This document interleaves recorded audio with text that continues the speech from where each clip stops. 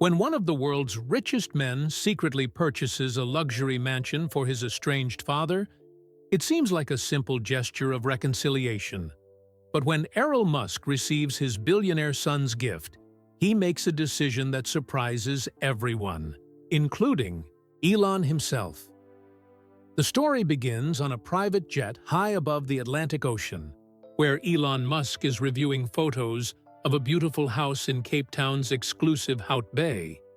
Elon Musk leaned back in his leather seat as his private jet soared high above the Atlantic Ocean.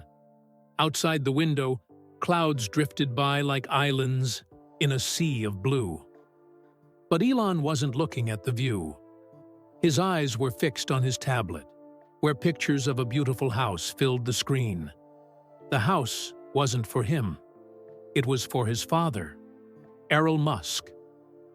Elon swiped through the photos again.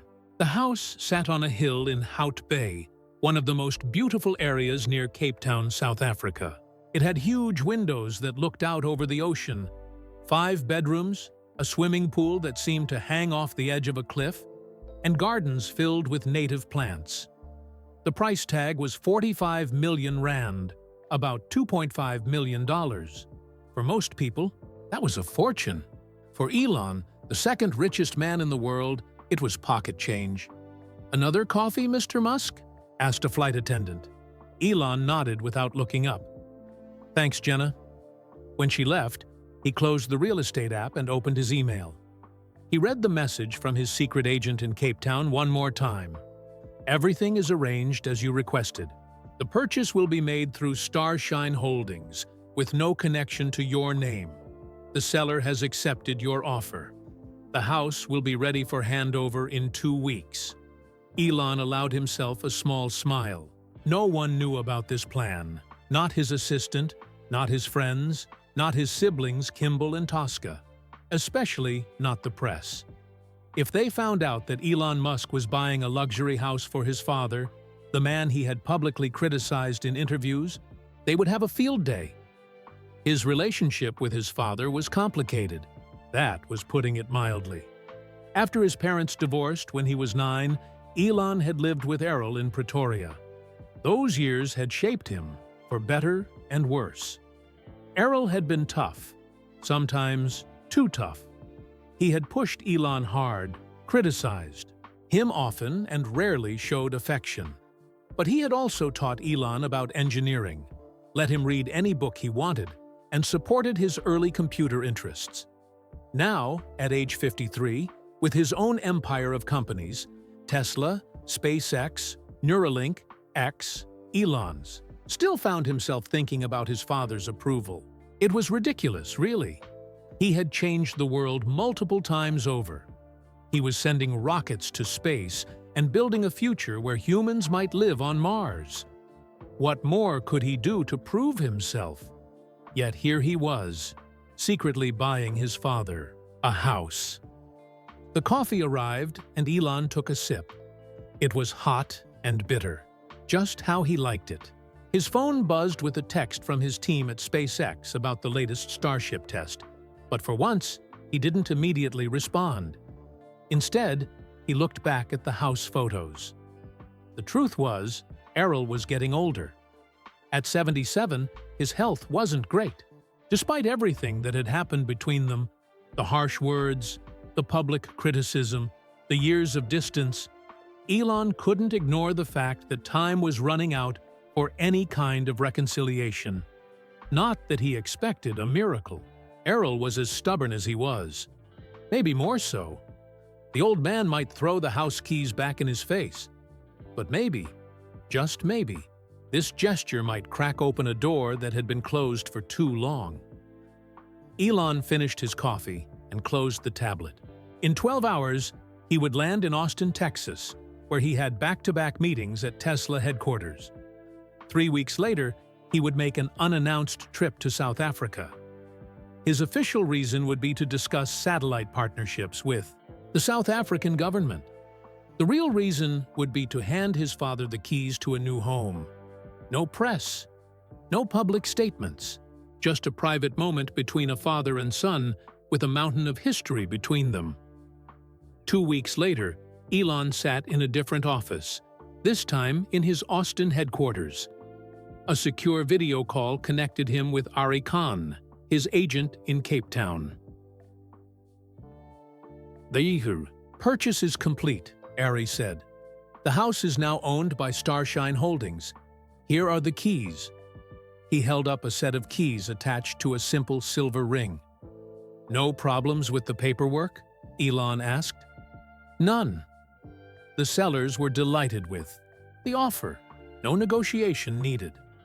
"And there's been no leak to the press?" "None that I'm aware of.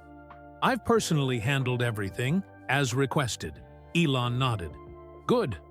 Have the house stocked with basic supplies before I arrive. Nothing fancy. Just the essentials." "Of course. And the furniture? Leave it as is. My father can decide what to keep or change." After ending the call, Elon walked to the window of his office. The Texas sun was setting, turning the sky orange and pink. His mind drifted back to sunsets in South Africa, watching the same sun sink into different horizons. His phone buzzed again. This time, it was his assistant. "Mr. Musk, the board members, are waiting in the conference room." "I'll be right there," he replied. Before heading to the meeting, Elon sent a brief text to his pilot. "Confirm South Africa trip for the 15th. No announcements." The response came immediately. "Confirmed, sir." As he walked to the conference room, Elon wondered what his father would say when he showed up unannounced with the keys to a 45 million rand house. Would he be grateful? Suspicious? Would he see it as a genuine peace offering or as his famous son showing off his wealth? Elon pushed these thoughts aside as he entered the room full of Tesla executives. The house was bought. The plan was in motion.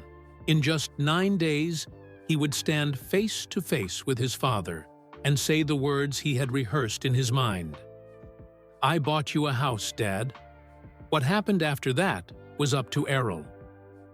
As the meeting began, Elon focused on battery production numbers and new factory timelines.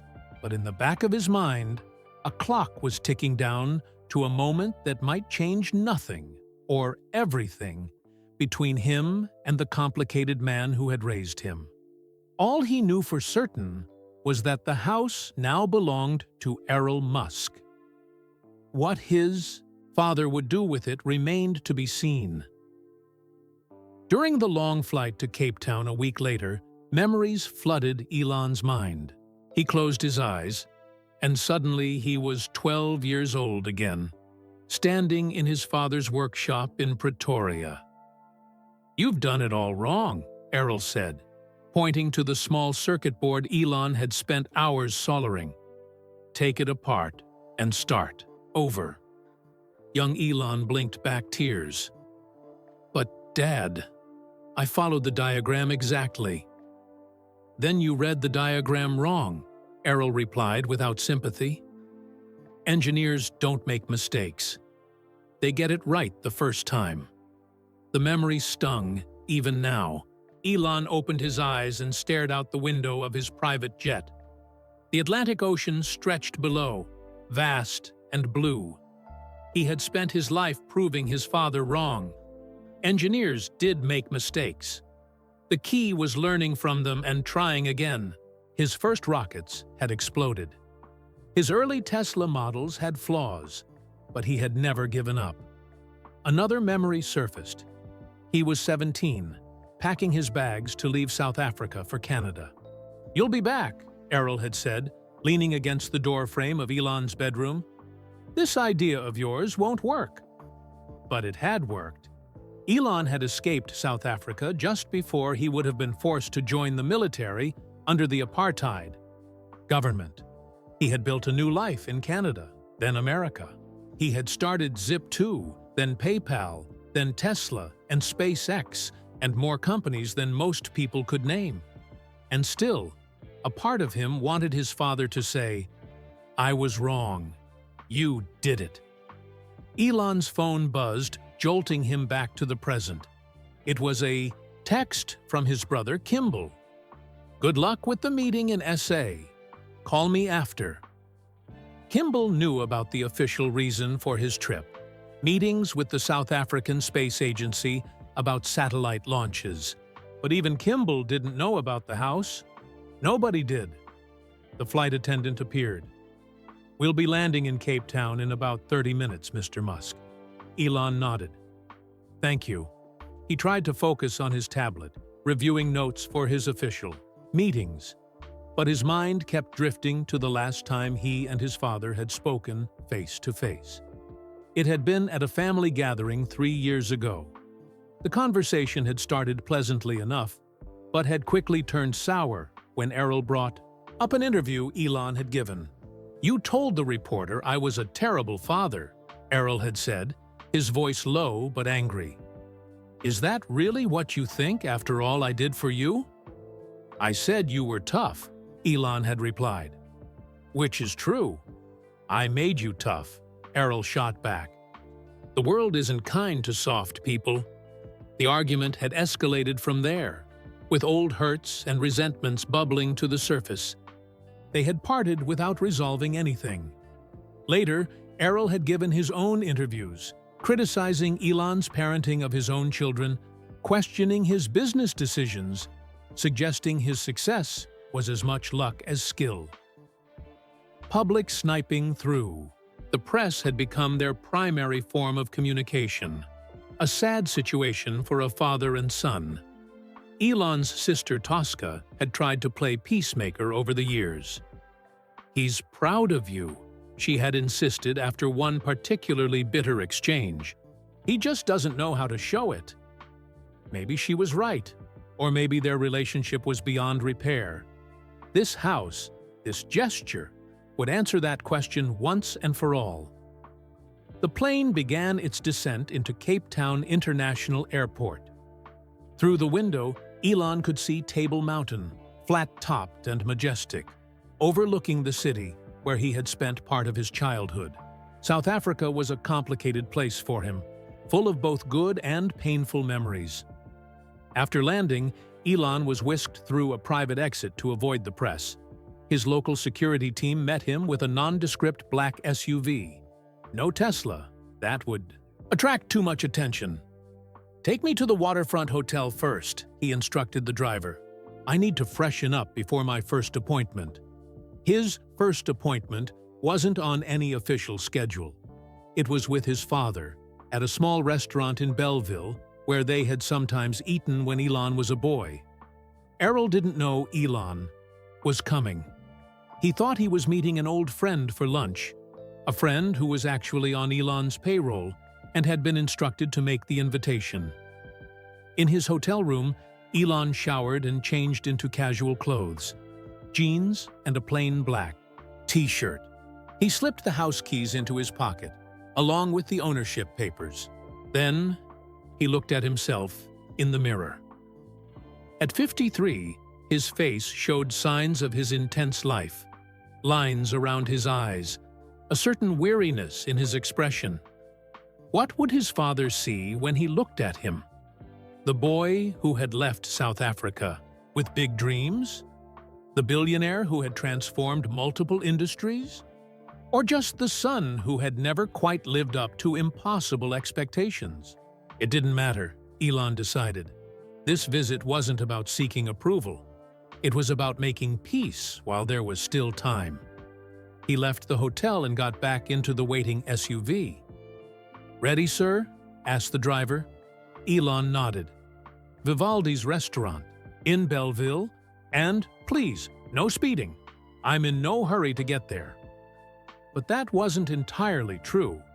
After 36 years of a troubled relationship with his father, Elon was finally hurrying toward something he had never thought possible: reconciliation. Vivaldi's restaurant hadn't changed much since Elon was a boy. The same red checkered tablecloths covered the tables. The same pictures of Italian landscapes hung on the walls. Even the smell was the same: garlic, tomato sauce, and freshly baked bread. Elon arrived 15 minutes early. A waiter led him to a quiet corner table, away from the windows. He ordered a sparkling water and waited, his heart beating faster than it did before rocket launches or Tesla announcements.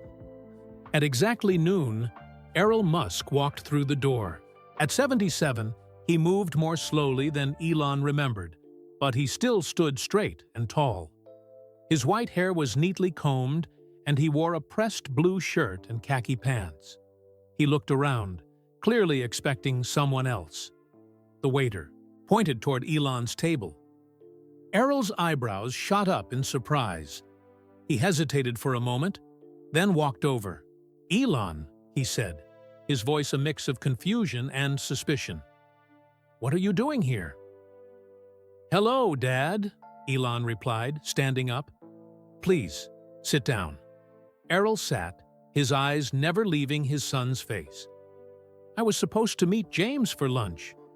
"James works for me," Elon explained. "I asked him to set this up because I wanted to see you." "You could have just called," Errol said, frowning. "Would you have agreed to meet me?" Errol didn't answer immediately. "Perhaps not," he finally admitted. "We didn't exactly part on good terms last time."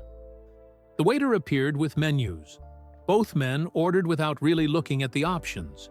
Spaghetti for Errol, a small salad for Elon. "So," Errol said when they were alone again, "you're in Cape Town for business?" "Partly," Elon replied. "I have meetings with the South African Space Agency tomorrow." "More satellites?" Elon nodded. "We're discussing launch partnerships." They fell into an awkward silence. Elon took a sip of his water, trying to find the right words. He had rehearsed this moment dozens of times on the flight over, but now all his prepared speeches seemed inadequate.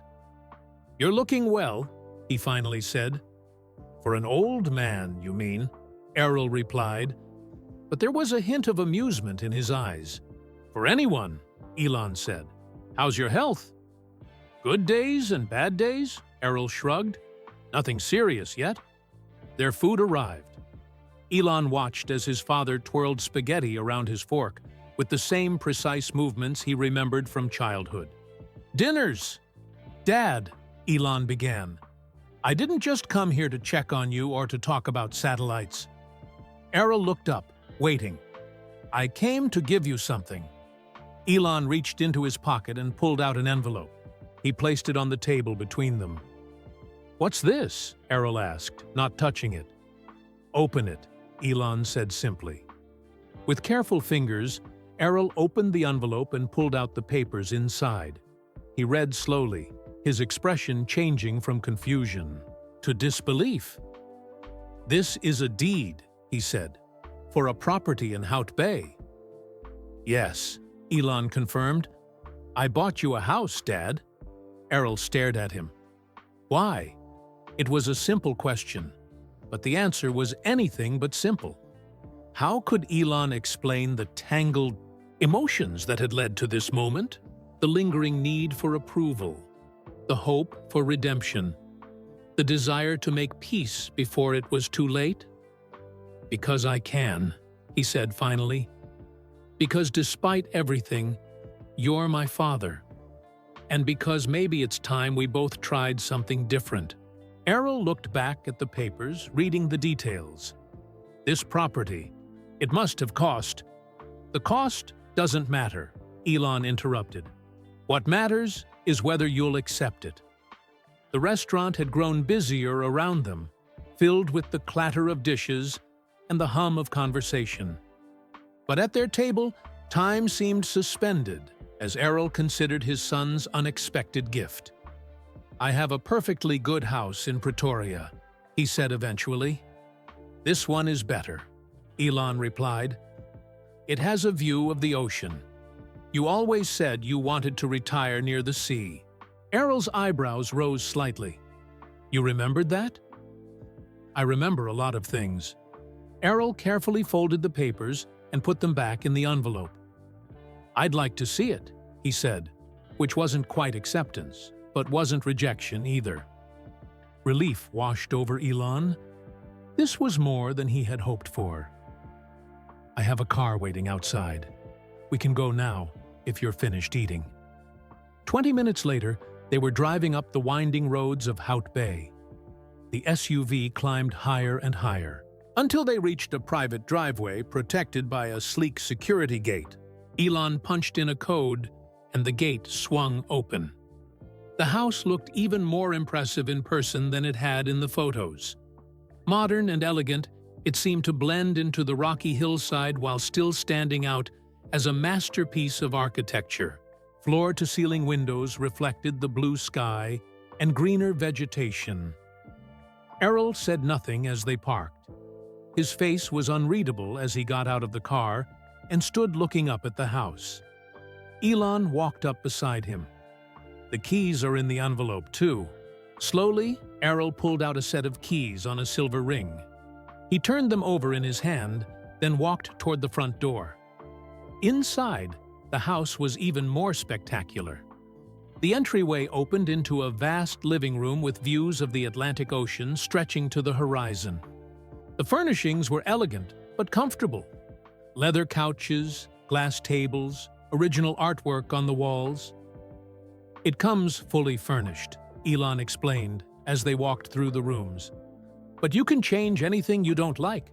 They toured the entire house: 5 bedrooms, 6 bathrooms, a chef's kitchen, a home office, a gym, and multiple terraces. The master suite had its own private garden. The basement contained a wine cellar and a home theater. Finally, they stood on the main terrace overlooking the infinity pool and the ocean beyond. The late afternoon sun cast golden light over everything. "It's quite a house," Errol said at last, breaking his long silence. "It's your house," Elon replied, "if you want it." Errol turned to face his son. For a moment, the years and the arguments and the public criticisms seemed to fall away, and they were just a father and son standing together. "Thank you," Errol said, and those 2 simple words carried more weight than any speech could have. Elon nodded, not trusting himself to speak. "I won't ask why again," Errol continued, "but I will ask what you want in return." "Nothing," Elon said. Then he reconsidered. "Actually, just one thing. Make good use of it." Before Errol could ask what that meant, Elon's phone buzzed. He checked it and sighed. "I have to get back to the hotel. There's a video call I can't miss." "Of course," Errol said. "You're a busy man." "I fly back tonight," Elon added. "My meetings tomorrow were rescheduled." If Errol was disappointed by this news, he didn't show it. He simply nodded. "Safe travels, then." As Elon turned to leave, Errol called after him. "Elon, I'll make good use of it, whatever that means." Elon smiled slightly. "I know you will, Dad." In the car driving back to Cape Town, Elon felt lighter somehow. He had no idea what his father would actually do with the house. But for the first time in decades, they had shared a moment of genuine connection, without anger or resentment clouding everything. It was a start. A small one, perhaps, but real nonetheless. Errol Musk stood alone in the massive living room of his new house, watching the lights of fishing boats twinkle on the dark water of the Atlantic. The sun had set hours ago, but he hadn't bothered to turn on any lights. He simply stood in the darkness, thinking. His son, his brilliant, difficult, world-changing son, had given him a palace. Just like that. No strings attached, he claimed. Only that cryptic request. Make good use of it. What did that mean? Live in it? Sell it and donate the money? Turn it into a museum dedicated to the Musk family? Errol snorted at that last thought, as if the world needed another shrine to Elon. He wandered through the dark house, his footsteps echoing on the marble floors. 5 bedrooms, 6 bathrooms, a kitchen bigger than his first apartment. What was one old man supposed to do with all this space? In the master bedroom, Errol finally turned on a light and looked at himself in the mirror. Age had changed him. His hair had gone from sandy blonde to pure white. Lines crossed his face like roads on a map. But his eyes were the same eyes he had passed down to Elon. "What are you playing at, son?" he asked his reflection. Errol had never been good at accepting gifts. He had always been the provider, the protector, the one with the answers. Taking this house from Elon felt like admitting defeat somehow, like acknowledging that his son had surpassed him in every way that mattered. Which was true, of course. Elon had surpassed him years ago. Errol sat on the edge of the vast bed and pulled out his phone. He opened a browser and typed Elon Musk net worth. The number that appeared made him shake his head in disbelief. His son could buy 1,000 houses like this without noticing the money was gone. Next, he searched Errol Musk. The results were less flattering. Most mentions of him were in articles about Elon, describing him as estranged father or criticized by his son for being a terrible human being. There were the interviews he had given too, where his own bitterness had leaked through. Errol closed the browser, suddenly tired of it all. The back and forth, the public sniping, the years of distance. He was 77 years old. How many more years did he have left? 5? 10, if he was lucky? Did he want to spend them feuding with his son? Errol lay back on the bed and stared at the ceiling. "Make good use of it," Elon had said. Slowly, an idea began to form in Errol's mind, not fully shaped yet, just the outline of something. Something that might give purpose to his remaining years. Something that might even make a difference. The next morning, Errol made 2 phone calls. The first was to Danny Moraes, an architect he had worked with years ago when he was still active in engineering projects. The second was to Thabo Nkosi, a contractor known for his excellent work and discretion.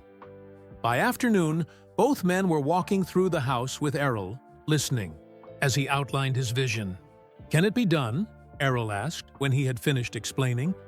Danny and Thabo exchanged glances. "It will take significant modifications," Danny said carefully. "The cost will be—" "Money is not an issue," Errol interrupted. "Can it be done?" "Yes," Thabo nodded.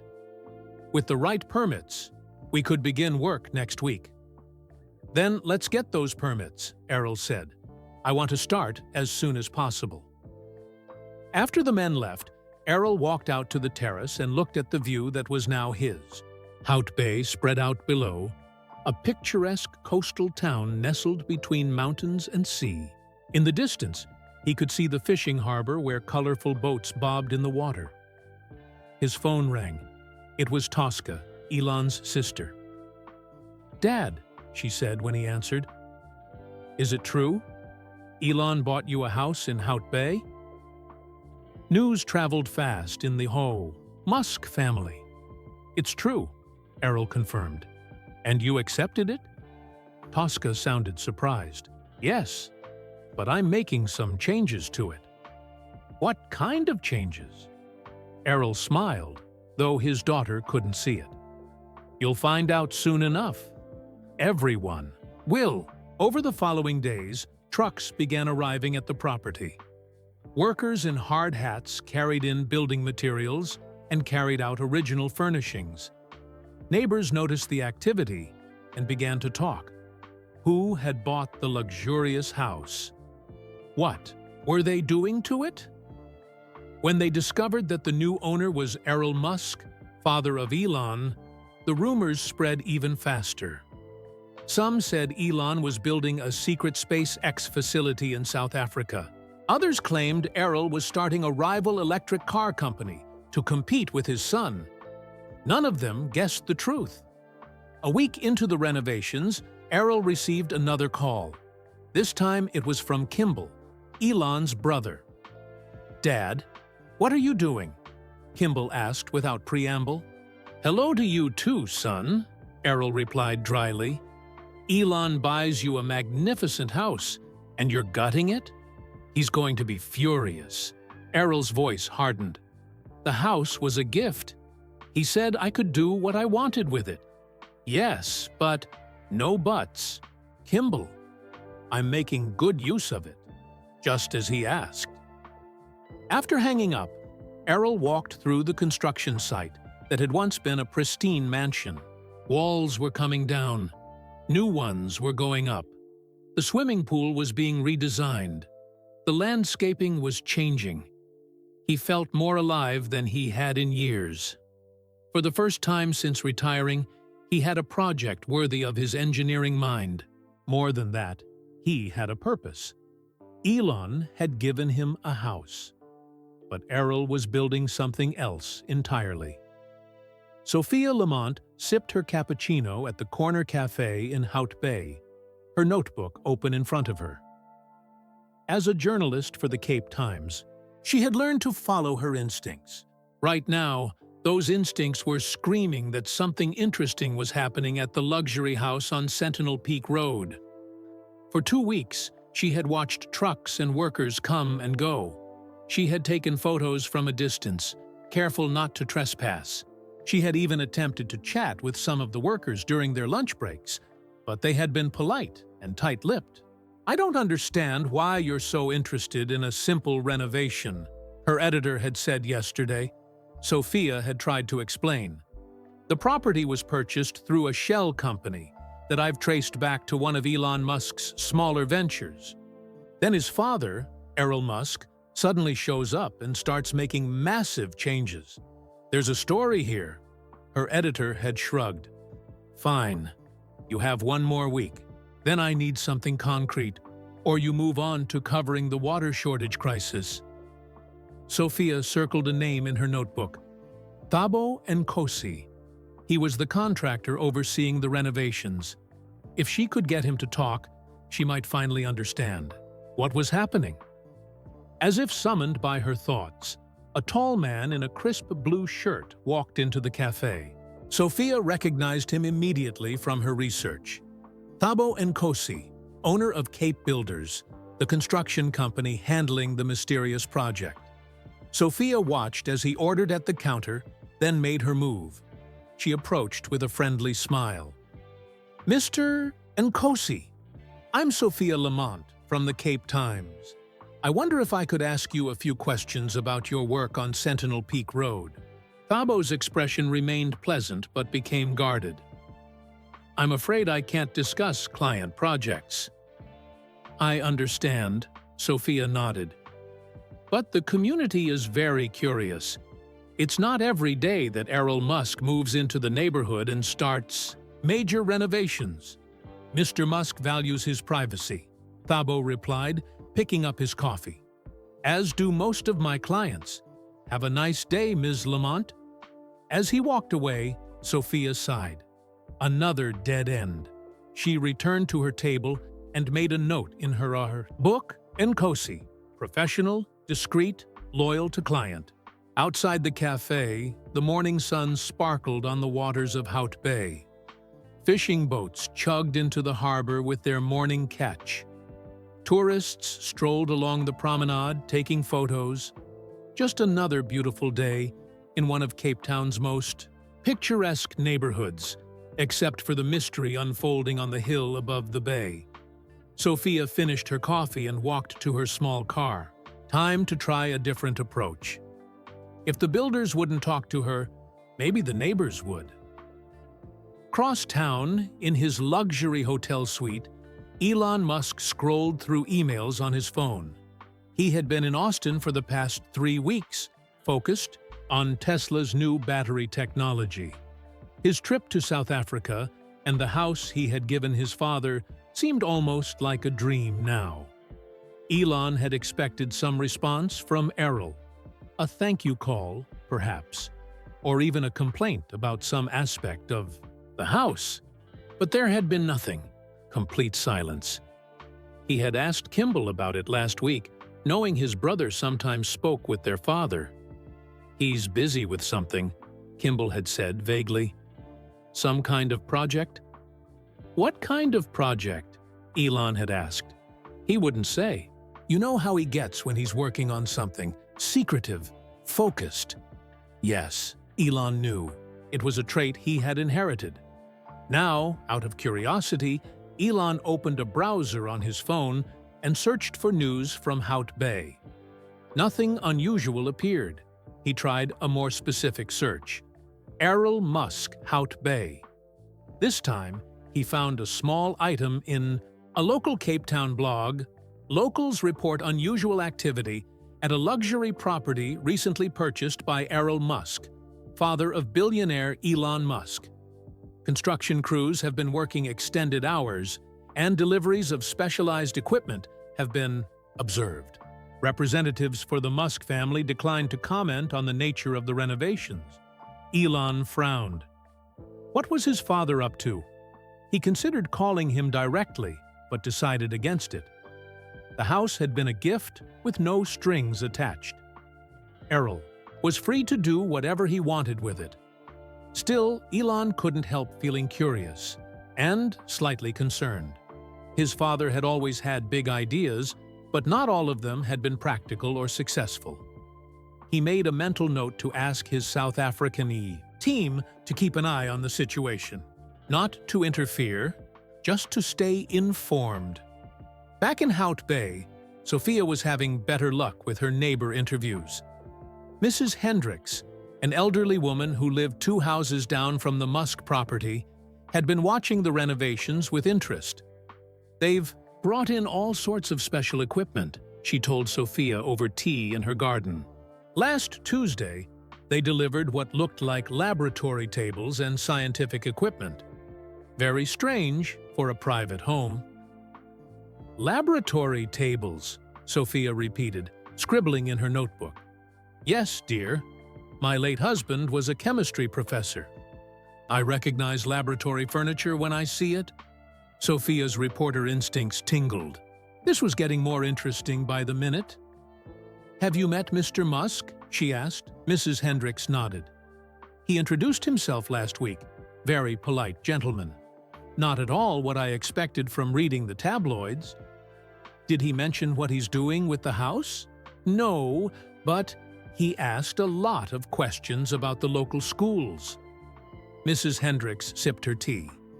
"Particularly about Hout Bay International School and the township schools in Imizamo Yethu." Sophia wrote this down, puzzled. Why would a 77-year-old man with no young children be interested in local schools? As she left Mrs. Hrix's house, Sophia noticed Errol himself walking up the street. He moved briskly for a man his age, carrying shopping bags from the local hardware store. Taking a chance, Sophia approached him. "Mr. Musk, I'm Sophia Lamont from the Cape Times. I was wondering if you might have a moment to talk about your new home?" Errol stopped, studying her with sharp eyes that reminded her immediately of his famous son. "Are you the one who's been asking questions all over the neighborhood?"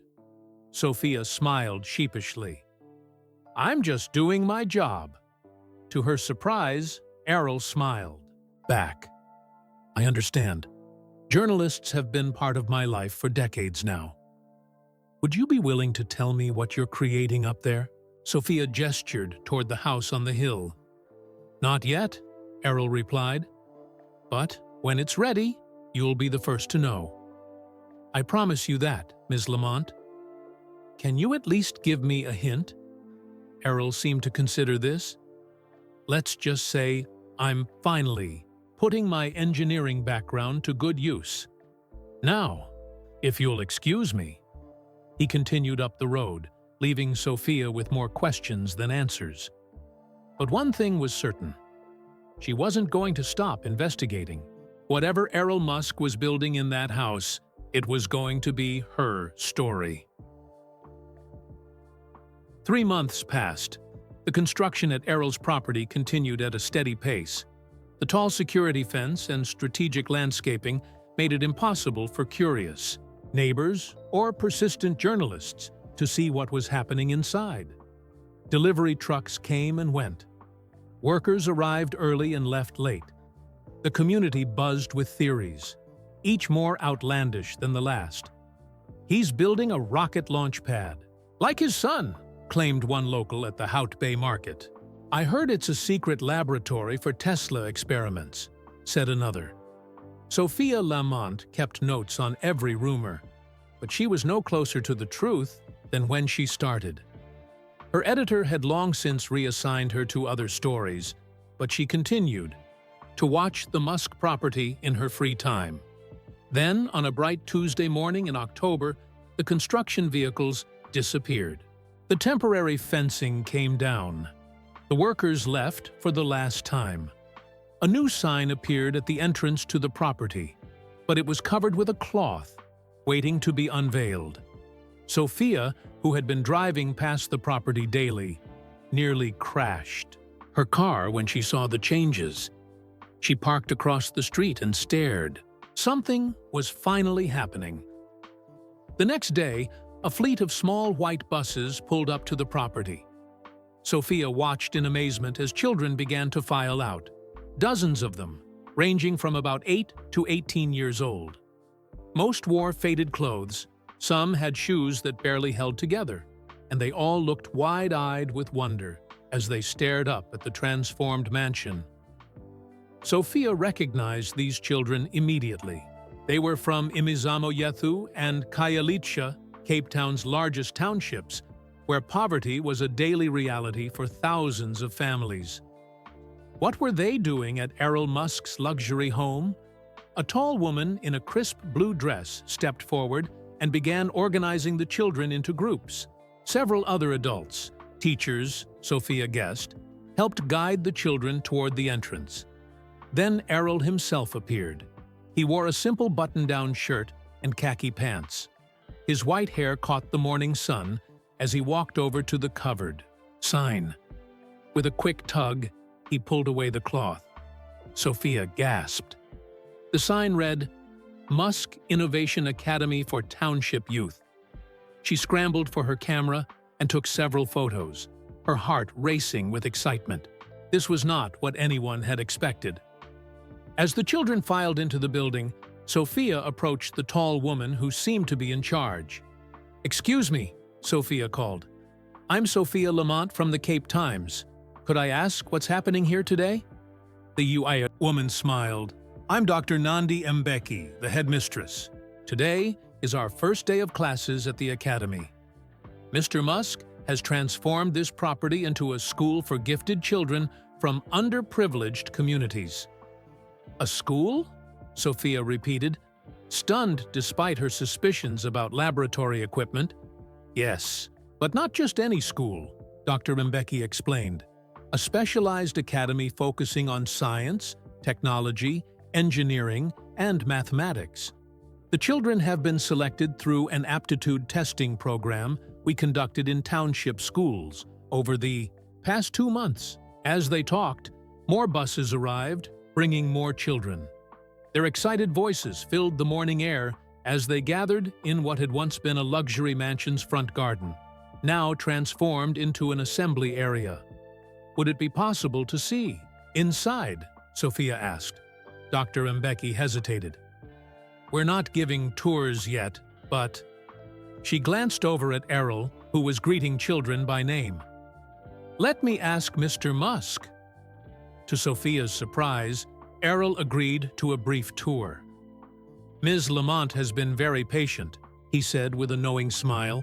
"I think she's earned an exclusive." What Sophia saw inside left her speechless. The mansion had been completely transformed. The grand living room was now a bright, open classroom filled with workbenches and computers. The kitchen had become a cafeteria. The master bedroom suite was now an advanced laboratory with microscopes, 3D printers, and robotics equipment. On the ground floor, part of the house had been preserved as living quarters. A simple but comfortable apartment where Errol would live as the Academy's founder and lead engineering instructor. "Why did you do this?" Sophia asked, as they stood on what had once been the mansion's terrace, now transformed into an outdoor classroom with views of the ocean. Errol's expression grew serious. "My son gave me this house and asked me to make good use of it. This is the best use I could think of." "But why a school?" Errol looked out at the children exploring their new learning environment. "I spent my career as an engineer. I taught my own children, especially Elon, to think like engineers, to solve problems, to question everything. I wasn't always the most patient teacher." He paused. "This is my chance to do better," Sophia wrote furiously in her notebook. "Does Elon know what you've done?"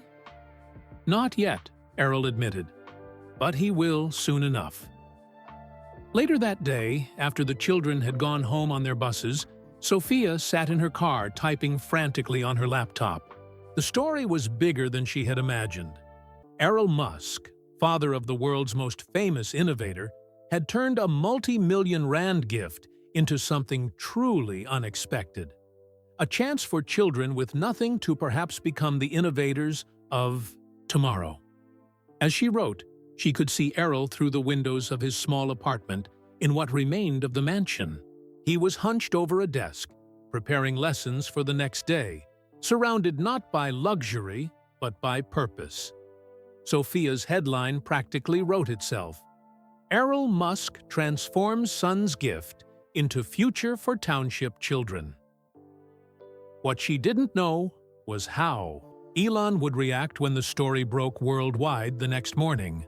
Sophia's article appeared on the front page of the Cape Times with the headline, "Errol Musk transforms son's gift into future for township children." Her photos showed smiling children gathering in what had once been a millionaire's mansion, now filled with learning tools instead of luxury furniture. By noon, the story had been picked up by news outlets across South Africa. By evening, it had gone international. CNN, BBC, and Al Jazeera all ran versions of the story. Social media exploded with reactions. "Elon Musk's father turns mansion into school for poor kids," read one headline. "Like father, unlike son, Errol Musk's surprising act of charity," proclaimed another. People around the world shared images of the academy, and Errol working with the children. Hashtags started trending. Musk Academy, Errol's gift, billionaire's dad. Comments flooded in from everywhere. "Wow, the father might be more impressive than the son. This is how you use wealth for good. I wonder if Elon is proud or angry."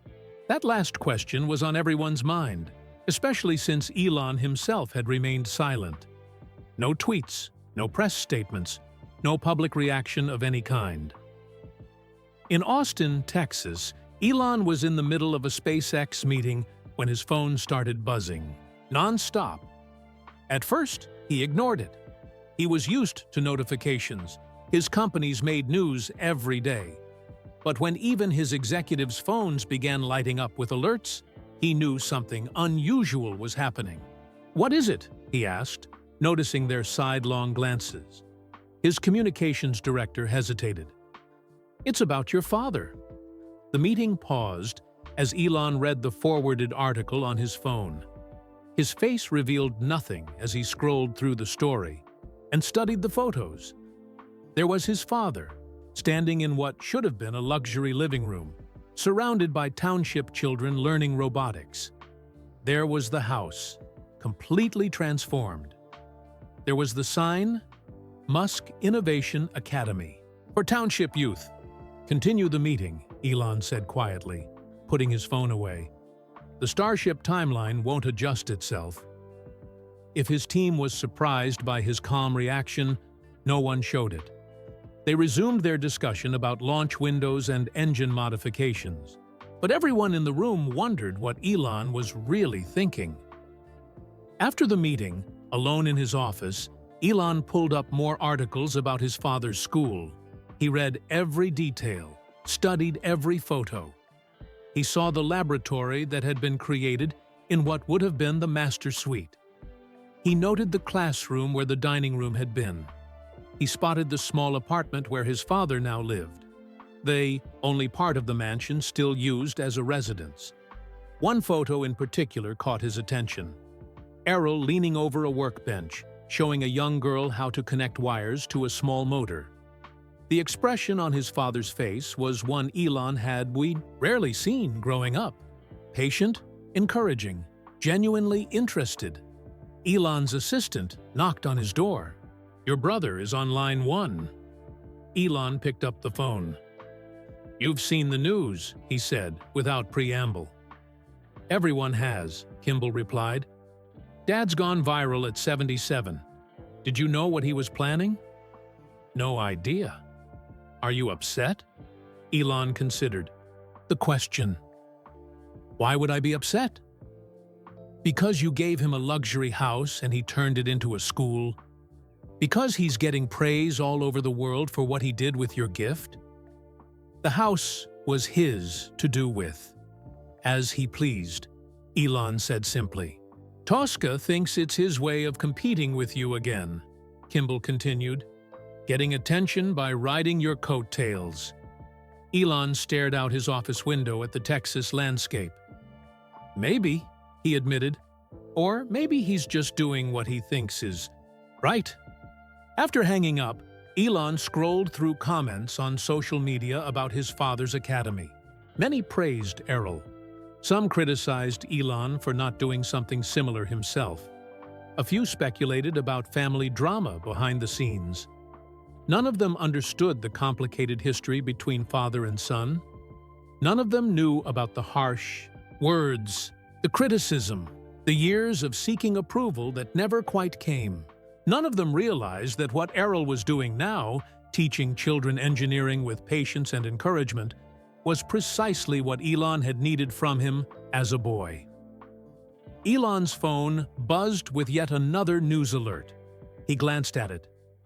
Errol, Musk refuses all interviews, focuses on teaching instead. Despite everything, Elon felt a flicker of admiration.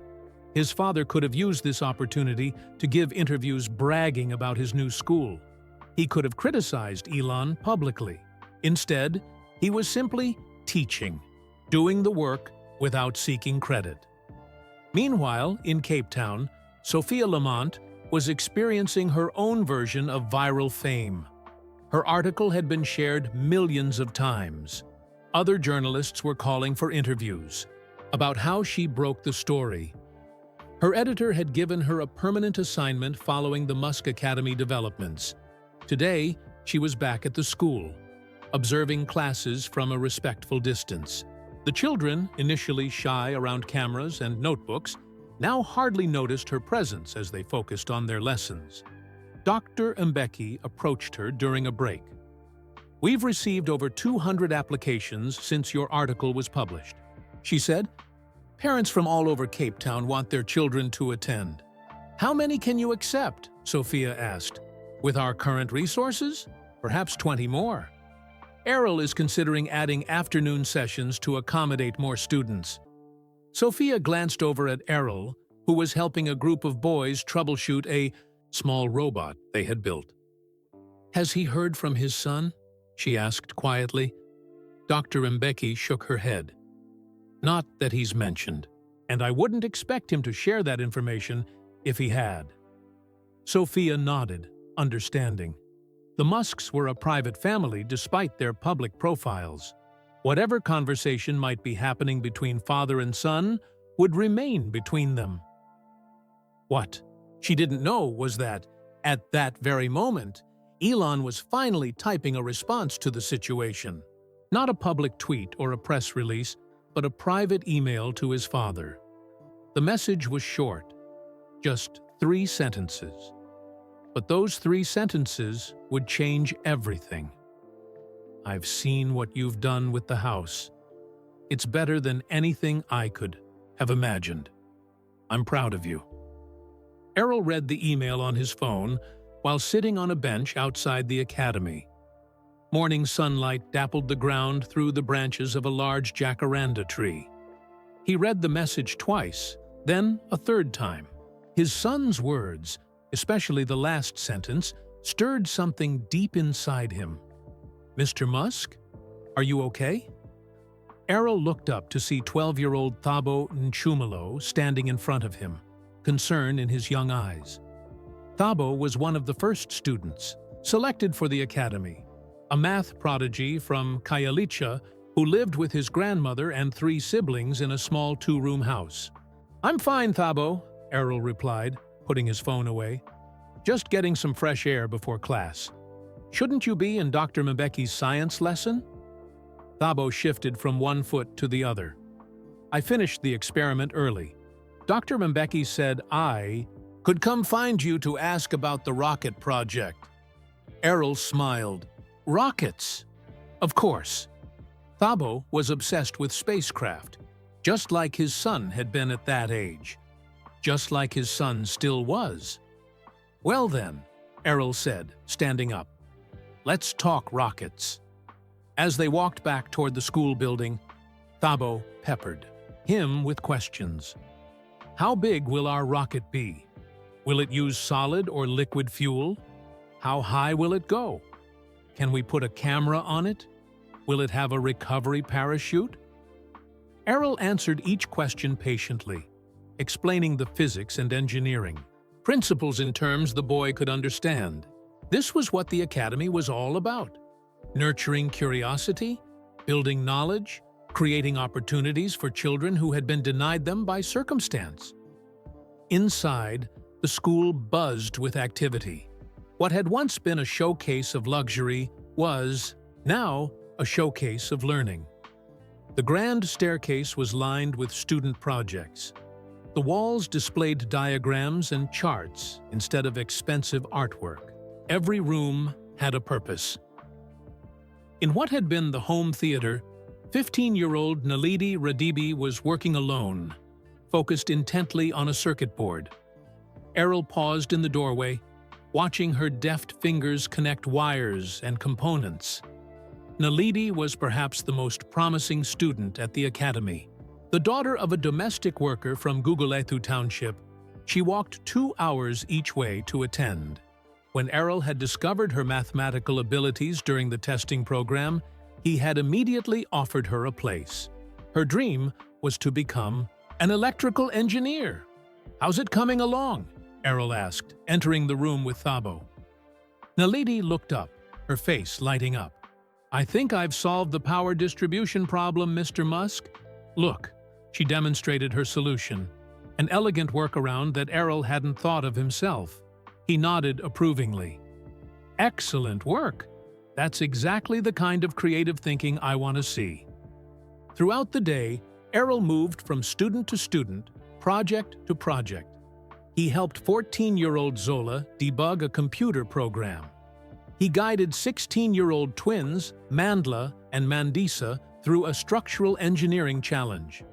He sat with 8-year-old Lindiwe, the youngest student, patiently explaining how gears worked. Dr. Mbeki observed him from the doorway of her office. "You're a natural teacher," she commented when he passed by. "These children adore you." Errol seemed embarrassed by the praise. "I'm just passing on what I know." "It's more than that," she insisted. "You connect with them. You see their potential." What Dr. Mbeki didn't say, what she didn't need to say, was that Errol was teaching these children differently than he had taught his own. He was stern but kind, demanding but patient. When they made mistakes, he showed them how to learn from them, rather than criticizing them for making them. It was as if, in his 70s, Errol Musk had finally learned how to be the teacher he should have been decades ago. After classes ended and the students boarded their buses to return to their townships, Errol walked through the quiet building. He paused at Naledi's workstation, looking at the circuit board she had been designing. It reminded him of projects Elon had worked on as a teenager. The same creativity, the same attention to detail. Sophia Lamont found him there, lost in thought. She had been granted permission to observe classes for a follow-up article. "Long day?" she asked. Errol nodded. "But a good one." "I've been watching. You with the students," Sophia said. "You seem to have a special connection with them." "They remind me of my own children in some ways," Errol admitted. "Especially Elon. They have that same hunger to learn, to build, to create." "Have you heard from him? Since the story broke, I mean." Errol hesitated, then nodded slightly. "He approves of what I've done here." Those words didn't begin to capture the emotion he had felt reading Elon's message, but they were all he was willing to share. Sophia seemed to understand. "The students I've interviewed say this place has changed their lives. Naledi told me she never believed she could become an engineer until she came here." "She'll be a brilliant engineer," Errol said with certainty. "Better than me. Maybe even better than Elon." As Sophia prepared to leave, she asked one final question. "The curriculum you've designed, it's very similar to what you taught your own children, isn't it?" Errol looked surprised. "How did you know that?" "Research," she smiled, "and observation. You're giving these children the same tools you gave Elon. The same foundation that helped him become who he is." Alone in his small apartment that evening, Errol reread his son's email. "I'm proud of you." How long had he waited to hear those words? How many nights had he lain awake, wondering if his parenting, tough as it had been, had helped or hurt his brilliant, difficult son? And now, here it was. Not forgiveness, exactly. Not reconciliation, but acknowledgement. Respect. Maybe even the beginning of healing. Outside his window, the lights of Cape Town twinkled in the distance. Somewhere out there were 43 children who were going to bed tonight with new dreams, new possibilities. Tomorrow, they would return, eager to learn, to build, to solve problems. They weren't his children by birth, but in a way, they had become his children by choice. His second chance to get it right. Errol opened his laptop and began planning the next day's lessons. There was so much to teach them, so much to do better this time around. 6 months passed. The Musk Innovation Academy grew from 43 students to 60, with a waiting list of hundreds more. Additional teachers were hired. New equipment arrived. What had once been a millionaire's swimming pool was now covered over and transformed into an outdoor workshop where students built and tested solar-powered vehicles. The story had faded from international headlines, but the Academy's success continued to grow. Local businesses began offering internships to the older students. The University of Cape Town created special scholarships for graduates of the program. Throughout it all, Errol worked tirelessly. At 77, he spent more energy on the academy than men half his age might have. He taught classes, mentored students, and continually improved the curriculum. His small apartment remained simple, despite offers from wealthy donors to Hrix renovate it into more comfortable quarters. "The money goes to the students," he would say firmly, whenever such suggestions were made. "Not to me." One bright morning in April, Dr. Mbeki knocked on Errol's office door. "You have a visitor," she said, an unusual note in her voice. Errol looked up from the robot design he was reviewing. "Who is it?" "Someone from the South African Space Agency," she replied with a slight smile. "About the student satellite project. He's waiting in the front garden." Errol nodded, puzzled. He hadn't contacted the space agency about the small satellite. His advanced students were designing. Perhaps word had gotten out through one of the university professors who volunteered at the academy. When he stepped into the garden, the visitor had his back turned, examining the solar panels the students had installed on the academy's roof. He wore a simple black t-shirt and jeans. "May I help you?" Errol called. The man turned around. It was Elon. For a moment, father and son simply stared at each other across the garden. 6 months had passed since Elon's email. They hadn't spoken directly since. "Hello, Dad," Elon said finally. Errol found his voice. "I wasn't expecting you." "I'm in Cape Town for meetings with the South African Space Agency," Elon explained. "For real this time." A small smile crossed Errol's face. "And you decided to stop by?"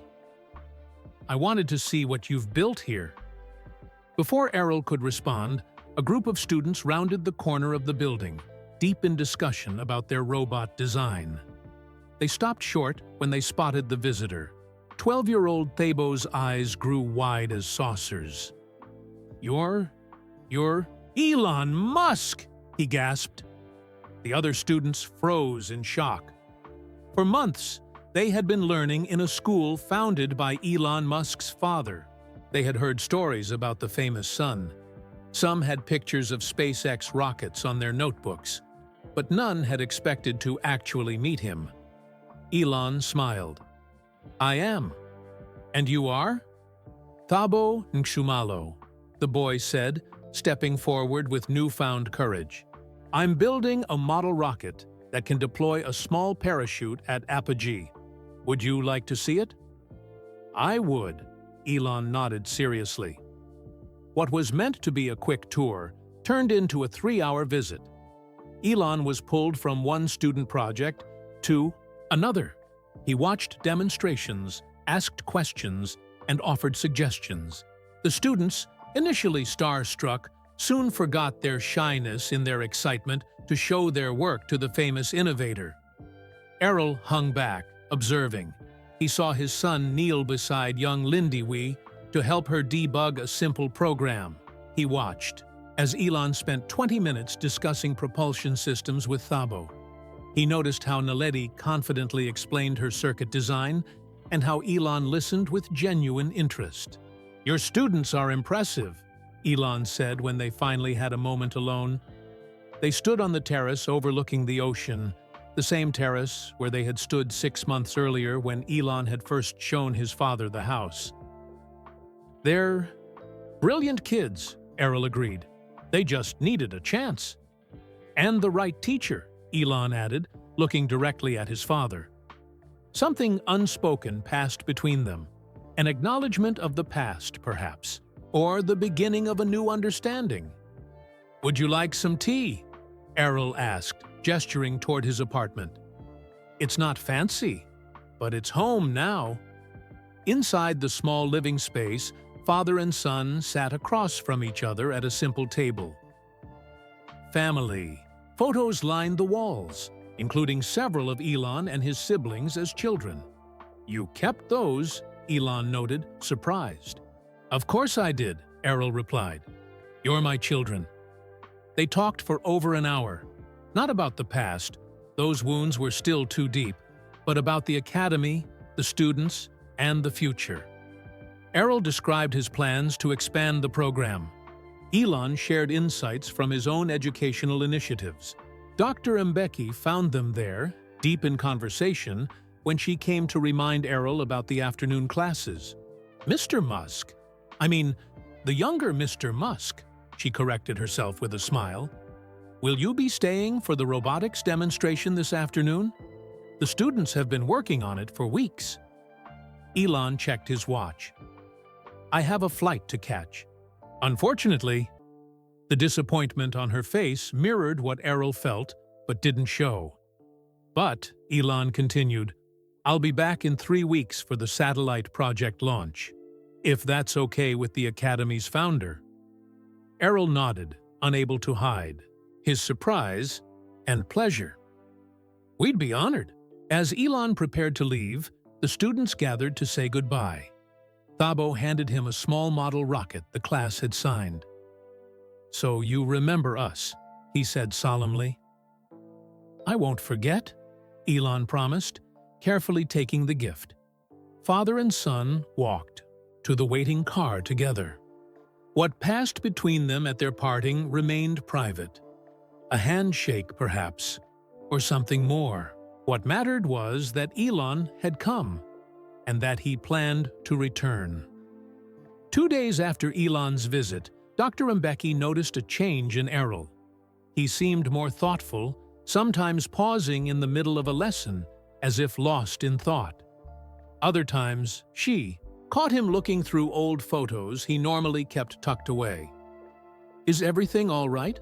she finally asked one evening as they reviewed student applications. "Just thinking," Errol replied vaguely. That night, after everyone had left, Errol sat at his desk and began to write. Not on his computer, but with pen and paper, something he rarely did anymore. He wrote slowly, carefully, choosing each word. Sometimes he paused, staring out the window at the moonlight reflecting on the ocean. Sometimes he crossed out sentences and started again. It took him 3 attempts to get it right. When he finished, it was nearly midnight. He sealed the letter in an envelope and addressed it simply, Elon. The next morning, he gave the envelope to his most trusted staff member. "Please make sure this reaches Elon Musk in Texas," he instructed. "Directly to him, not through assistants or secretaries." 3 days later, Elon was in his office at SpaceX headquarters when his assistant entered with an unusual item, a hand-delivered letter that had been personally carried from South Africa by a courier. "The man insisted it come directly to you," she explained. "He flew all the way from Cape Town." Elon recognized his father's handwriting immediately. He waited until he was alone to open it. "Dear Elon, you asked me to make good use of your gift. This school is the best use I could think of. I want to explain why. For years, I've regretted how I raised you and your siblings. I was too harsh, too critical, too focused on making you tough enough for a world I believed would show no mercy. I pushed you to be exceptional, but I failed, to show you that I loved you regardless of your achievements. When you gave me that house, I saw it as an opportunity to do something meaningful with whatever time I have left. These children from the townships remind me of you in many ways. Brilliant minds born into circumstances that might never allow their talents to flourish. But unlike with you, I can be the teacher I should have been.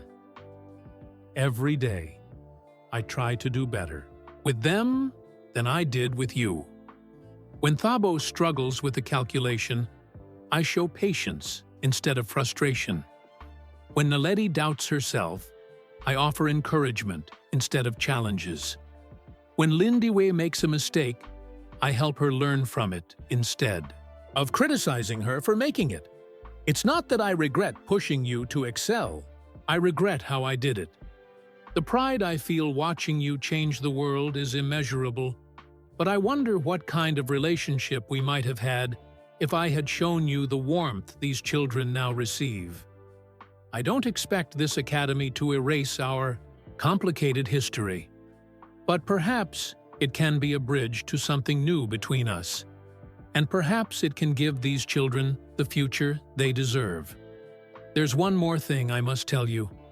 I've established a foundation to ensure the academy continues after I'm gone. The paperwork is enclosed with this letter. I've made you co-trustee along with Dr. Mbeki. This isn't to burden you with responsibility you haven't asked for, but to create something we might share, if you're willing. For once in my life, I'm not telling you what to do. I'm asking what you think about continuing this work together, in whatever way makes sense to you. Your father, Errol. Inside the envelope was a second document, a legal deed transferring ownership of the academy property to a non-profit foundation jointly controlled by Elon and Errol, with Dr. Mbeki as the operational director. Elon read the letter twice, then set it down on his desk.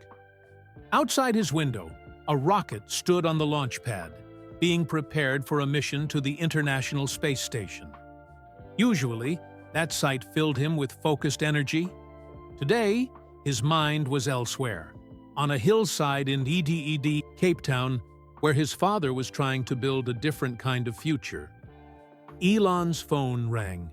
His brother Kimball calling from Colorado. "Did you get Dad's letter?" Kimball asked. "You knew about it?" "He sent similar ones to Tosca and me, explaining the foundation. He wants all of us involved, though you're the primary co-trustee. Have you decided what you'll do?" Elon looked at the letter again. "Not yet." "For what it's worth," Kimball said, "I visited the academy last week. What he's doing there is remarkable. Those kids worship him, and he's completely devoted to them." After hanging up, Elon sat for a long time thinking. The letter had surprised him. Not just the foundation proposal, but his father's candor about their relationship. In all his 53 years, he had never heard Errol express regret about his parenting or acknowledge the damage it had caused. Was it too late to build something new? Was this foundation offer a genuine attempt at reconciliation, or just another of his father's grand gestures? Elon picked up his phone and sent a brief text to his assistant. "Reschedule next week's meetings. I'm going to Cape Town for the satellite launch." Then he began to write his response to his father's letter. Like Errol, he wrote by hand, something he rarely did anymore. He wrote about the foundation and his decision regarding it. He wrote about the academy and its future. Most importantly, he wrote about their past and the possibility of a different kind of future. When he finished, he sealed it in an envelope and wrote "Dad" on the front, a word he had rarely used in decades. He would deliver it personally when he returned to Cape Town. 1 year after the Musk Innovation Academy opened its doors, students, staff, and invited guests gathered in the garden for the first graduation ceremony. 8 of the oldest students had completed the program and would be heading to universities, all with full scholarships secured through the foundation Errol had established. Chairs were arranged in neat rows on the lawn. A small stage had been set up, decorated with the Academy's logo, a stylized rocket launching from an open book. Behind the stage, the view stretched across the Atlantic Ocean, blue water meeting blue sky at the horizon. Sophia Lamont sat in the back row, notebook in hand. After a year of following the Academy's progress, she was working on a book about the school and its founder. Dr. Mbeki had reserved a seat for her, acknowledging her role in sharing the Academy's story with the world. At precisely 10 o'clock, the students took their places. The youngest ones, including 8-year-old Lindiwe, sat in the front row, squirming with excitement. The graduating students, dressed in their best clothes, stood nervously to the side of the stage. Dr. Mbeki stepped up to the microphone. "Welcome to the first annual graduation ceremony of the Musk Innovation Academy. 1 year ago, this was just a dream. Today, we celebrate not only our 8 graduates, but all 60 students who have worked so hard this year." She gestured to the back, where Errol stood quietly. "None of this would be possible without our founder, who transformed a house into a home for learning and opportunity. Mr. Errol Musk, would you please come forward?" Applause broke out as Errol walked to the stage. Sophia noticed he moved more slowly than he had a year ago, his shoulders slightly stooped. But his eyes were bright as he surveyed the gathered students. "Thank you," he said, when the applause died down. "But I'm not the one you should be applauding. These students," he gestured to the graduates, "are the real achievement. They are the future engineers, scientists, and innovators who will change South Africa and perhaps the world." One by one, the graduates came forward to demonstrate their final projects. Naledi presented her design for a low-cost solar power system for township homes. The twins, Mandla and Mandisa, showed off the water filtration device they had created. Each project addressed real problems their communities faced. As the demonstrations continued, Sophia noticed a sleek black car pulling up to the academy's gate. A tall figure emerged and stood watching from a distance. Elon had returned as promised. He remained at the back as Errol returned to the microphone. The older Musk seemed to hesitate, gripping the sides of the podium. "Before we present the graduation certificates," Errol said, his voice suddenly less steady, "I have an announcement to make."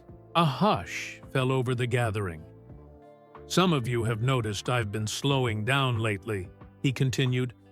"There's a reason for that. 6 months ago, I was diagnosed with a progressive illness.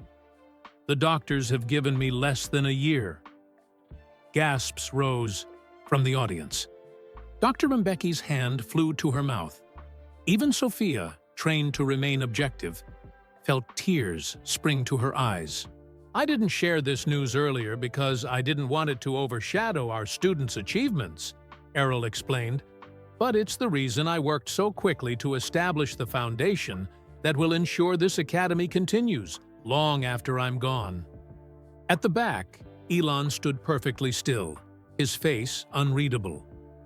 "This school," Errol continued, "has given me more joy and purpose than anything I've done in my life.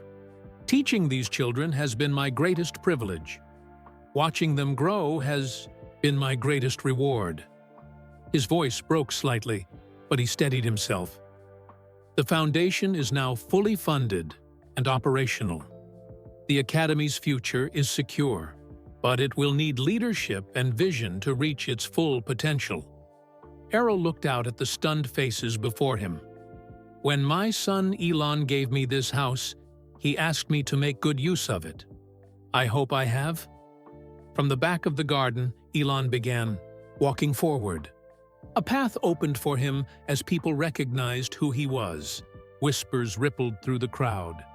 Errol watched his son approach, surprise and something else, something like hope, crossing his face. Without a word, Elon stepped onto the stage. For a moment, father and son stood looking at each other. Then, in a gesture that surprised everyone, Elon embraced his father. The audience erupted in applause, though few understood the significance of what they were witnessing. Sophia did. She had researched enough about the Musk family history to know that this public embrace was extraordinary. When the applause died down, Elon took the microphone. "The Academy will continue," he said simply, "and it will grow. My father has created something remarkable here, and I'm honored to help carry it forward." He turned to the graduates. "You are the first generation of what I hope will be thousands of Academy alumni changing the world. Whatever you need to pursue your dreams, resources, mentorship, opportunities, the foundation will provide it." As the ceremony concluded, with certificates presented and congratulations offered, Sophia made her way through the crowd to where father and son stood together, talking quietly. "Mr. Musk," she addressed them both, "I'd like to ask about the future of the Academy." Errol smiled. "I think my son is better qualified to answer that now." Elon nodded. "We're expanding. 5 more academies across South Africa in the next 3 years. Eventually, a worldwide network of schools following this model, identifying brilliant minds in underserved communities and giving them the tools to thrive." "Together?" Sophia asked, looking between them. "For as long as we have," Errol said quietly. Later, as the celebration continued around them, Errol and Elon stood on the terrace overlooking the ocean. The house that had once been a luxury mansion, then a school, had become something neither had anticipated, a legacy they would share. "You never told me you were sick," Elon said finally. "That's why you transformed the house so quickly." Errol nodded. "I wanted to see it completed, to know it would continue." "It will," Elon promised.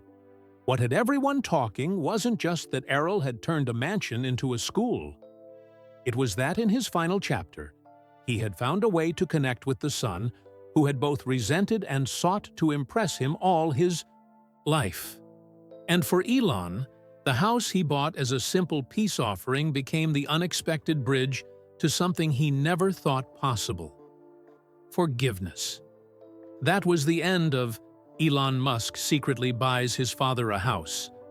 But what his dad does with it has everyone talking. We hope you enjoyed this emotional journey of reconciliation and second chances. Where are you listening from? We'd love to know in the comments below. If you enjoyed this content, please like this video and subscribe to our channel for more interesting videos like this. Don't forget to share it with your friends and family to spread kindness and awareness. Thank you for listening, and we'll see you in the next video.